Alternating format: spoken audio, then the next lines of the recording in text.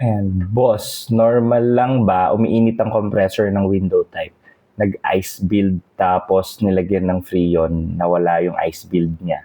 And boss, normal lang na umiinit ang compressor ng window type aircon. Sobrang init nga yan kasi ito yung talaga yung nagpapump ng refrigerant dun sa buong system para mag-cool. Ngayon tungkol naman po dun sa ice build up, usually dahil yan sa kulang o may leak yung refrigerant. Kaya tumitipid yung aircon sa cold gas at finifreeze talaga niya yung coil. Pangalawa is yung poor airflow, baradong filter or fan. Kaya malamig yung coil, nagiging yellow. Pangatlo naman, maling thermostat or sensor reading. May error na yung, yung sensor. So kapag nilagyan ng Freon at nawala yung ice buildup, malaking indication yan na kulang talaga yung refrigerant dati. Pero tip lang, wag mo pong sobrahan yung Freon refill kasi nga pwedeng masira yung compressor. So umiinit yung compressor, oo, normal yan, pero dapat wala talagang ice buildup yon.